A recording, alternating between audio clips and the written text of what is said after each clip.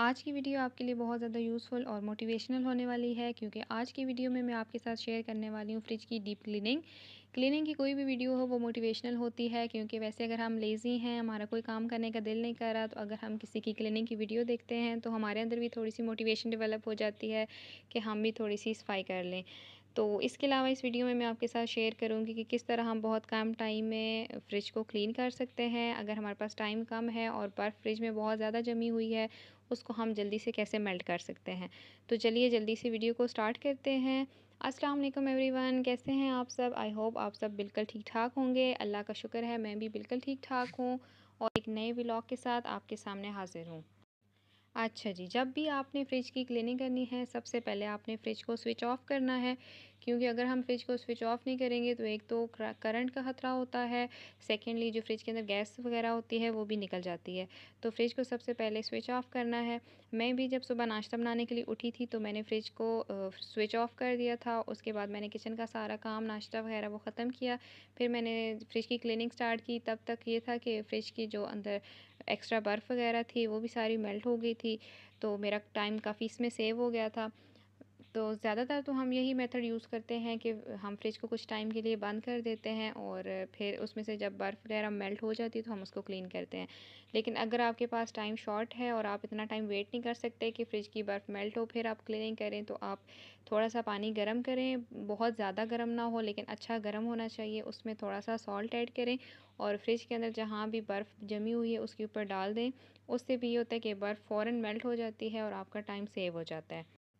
मैंने भी फ्रिज में से सबसे पहले तो जो बर्फ़ जमी हुई थी वो मेल्ट हो गई थी, उसको निकाल दिया था।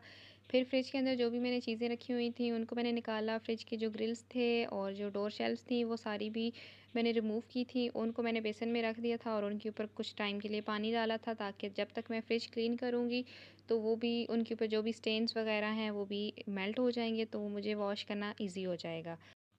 यहाँ पे फ्रिज की क्लीनिंग के लिए मैंने कोई ख़ास क्लींजर यूज़ नहीं किए, बस जो किचन में बर्तन वॉश करने के लिए हम लिक्विड वगैरह और जो स्पंज यूज़ करते हैं उसी को मैंने यूज़ किया है और उसी से मैंने फ्रिज को क्लीन कर लिया है।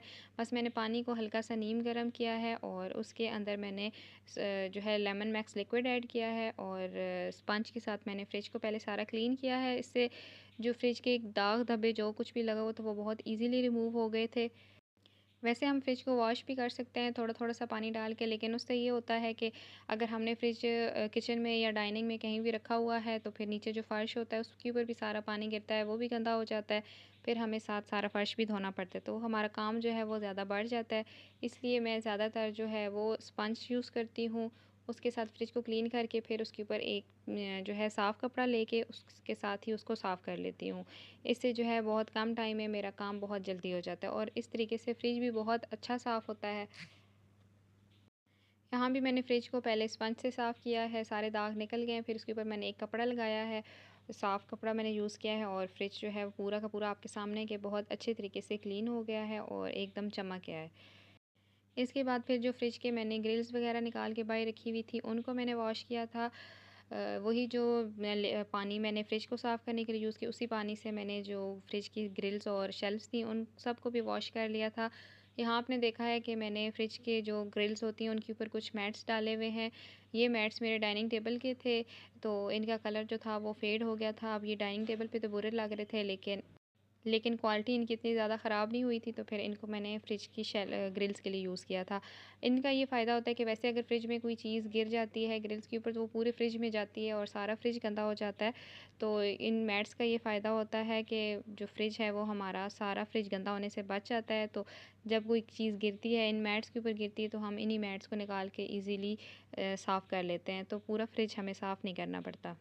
वैसे तो फ्रिज की क्लीनिंग हमें डेली बेसिस पे करते रहना चाहिए। लाइक फ्रिज में अगर कोई चीज़ गिर गई है तो हमें चाहिए कि हम उसको साथ ही साफ़ कर लें। लेकिन 3-4 हफ़्तों के बाद आप एक दफ़ा फ्रिज की डीप क्लीनिंग लाज़मी किया करें। यहाँ मैं भी अब तकरीबन से 3 हफ़्ते के बाद जो है अपने फ्रिज की क्लीनिंग कर रही हूँ। फ्रिज की जितने भी ग्रिल्स वगैरह थी उन सबको मैंने वॉश किया था और इधर डाइनिंग टेबल पे ही उनको मैंने फ़ैन के नीचे रख दिया था। साथ फ्रिज भी मैंने साफ़ करके अभी ओपन छोड़ा हुआ था ताकि फ्रिज जो है वो अंदर से अच्छे तरीके से ड्राई हो जाए। बस फ्रिज जब ड्राई हो गया था उसके अंदर फिर मैंने सारी ग्रिल्स वगैरह साथ ही वापस लगाई हैं क्योंकि गर्मी का मौसम है तो चीज़ें मैं ज़्यादा टाइम के लिए बाहर नहीं रख सकती, दूध वगैरह ख़राब हो जाएगा। तो बस मैंने जल्दी-जल्दी से फ़ैन के थ्रू इसको ड्राई किया है और सारी चीज़ें मैंने वापस रखी हैं। और फ्रिज को जब भी हम क्लीन करते हैं तो फ्रिज को के जो डोर्स होते हैं और फ्रिज का जो रूफ़ होता है, उन सारी चीज़ों को भी साथ ही लाज़मी आप क्लीन किया करें, क्योंकि इससे ये होता है कि फ्रिज के ऊपर जो ज़ंग वगैरह होता है वो नहीं लगता। और फ्रिज को हमेशा जहाँ भी हमने रखा है उसको वॉल से थोड़ा-सा स्पेस दे के रखा करें, ताकि फ्रिज को जो है वो बहुत ज़्यादा फ्रिज हीट अप ना हो। वीडियो में आपने देखा होगा कि जो ग्रिल है मैंने फ्रीज़र की, वो मैंने उसके फ्लोर पे रखी है। उससे ये होता है कि जो मैंने बर्फ़ जमाने वाले बर्तन वगैरह रखे होते हैं, जब फ्रिज में एक्स्ट्रा बर्फ़ ज़्यादा हो जाती है तो वो उसमें फंस जाते हैं।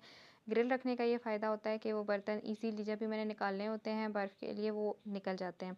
इसके अलावा अगर आपके पास एक्स्ट्रा ग्रिल नहीं है तो आप ऐसे किया करें कि जब आप फ्रिज अच्छी तरीके से साफ़ करेंगे तो फ्रिज के फ्लोर के ऊपर आप थोड़ा सा सॉल्ट छिड़क दिया करें। उससे ये होगा कि जो आपके बर्तन शर्तन हैं वो उसके ऊपर स्टक नहीं होते। और अगर कोई एक्स्ट्रा बर्फ़ फ्रिज में हो गई है तो जब भी आपने उसको रिमूव करना होगा वो जल्दी से साफ़ हो जाती है। फ्रिज का लाइफ़ टाइम जो है वो बढ़ाने के लिए आप फ्रिज का जो टेम्परेचर है उसको 3 से 4 डिग्री सेंटीग्रेड पे रखा करें। हम अक्सर ये समझते हैं कि हमने टेम्परेचर बहुत ज़्यादा रखा हुआ है तो कूलिंग अच्छी होगी, ऐसा नहीं होता। जो नॉर्मल फ्रिज की अच्छी कूलिंग का टेम्परेचर होता है वो 3 से 4 डिग्री सेंटीग्रेड होता है। अगर हम उससे बहुत ज़्यादा टेम्परेचर रखते हैं तो उसमें फ्रिज में एक्स्ट्रा बर्फ़ बनने के अलावा और हमें कोई फ़ायदा नहीं होता। तो वो जो एक्स्ट्रा बर्फ़ होती है वो हमारे किसी काम की भी नहीं होती, उससे सिर्फ हमारी इलेक्ट्रिसिटी का बिल ही ज़्यादा आता है। इसके अलावा अगर आप चाह रहे हैं कि हम अपनी इलेक्ट्रिसिटी का बिल जो है वो भी साथ ही मेंटेन करें, तो कोशिश किया करें कि 5 से 11 शाम 5 से लेकर रात 11 का जो टाइम होता है उसमें आप फ्रिज को स्विच ऑफ कर दिया करें। तो सर्दियों में तो ये रूटीन हम बहुत इजीली फ़ॉलो कर सकते हैं, क्योंकि मौसम ठंडा होता है तो हमारी चीज़ें ख़राब होने का डर नहीं होता। लेकिन गर्मियों में भी आप ऐसे किया करें कि जो भी चीज़ आपको लगता है कि ख़राब हो जाएगी, जैसे दूध वग़ैरह, तो वो आप फ्रीज़र में शिफ्ट कर दिया करें और फ्रिज को कुछ टाइम के लिए, ज़्यादा ना सही लेकिन 3 से 4 घंटे के लिए उसको बंद कर दिया करें। क्योंकि 5 से 11 का जो टाइम होता है उसमें जो बिजली के यूनिट्स होते हैं उनकी प्राइसिंग डबल हो जाती है। तो इस तरीके से फिर हमारी इलेक्ट्रिसिटी का बिल जो है वो काफ़ी हद तक मैनेज हो जाता है। फ्रिज की क्लीनिंग के साथ ही मैंने डाइनिंग टेबल की भी क्लीनिंग कर ली थी। जो डाइनिंग के मैट्स वगैरह थे उनको मैंने वॉश कर लिया था, और जो डाइनिंग की शीट थी उसके ऊपर बस मैंने पहले एक गीला कपड़ा लगाया था और फिर उसके ऊपर ड्राई कपड़ा लगा के उसको साफ़ कर लिया था। और डाइनिंग की चेयर्स वगैरह जो थी उनकी भी मैंने अच्छे से डस्टिंग कर ली थी। आपके सामने है कि फ़्रिज मेरा कितनी अच्छी तरह साफ़ हुआ है और बिल्कुल शीशे की तरह चमकने लग गया है। और मेरा डाइनिंग टेबल जो है उसकी भी फ़ाइनल लुक आपके सामने है। उम्मीद है कि आज की वीडियो आपके लिए बहुत ज़्यादा यूज़फुल रही होगी। इस वीडियो से आपने कुछ ना कुछ लाज़मी सीखा होगा। मेरे साथ अपनी फ़ीडबैक कमेंट्स में लाज़मी शेयर कीजिएगा। अगर आपको मेरी वीडियो अच्छी लगी है तो मेरी वीडियो को लाइक और शेयर लाज़मी करिएगा, और मेरे चैनल को सब्सक्राइब करना ना भूलिएगा। मिलते हैं एक नए व्लॉग में नए टॉपिक के साथ, तब तक के लिए अल्लाह हाफ़िज़।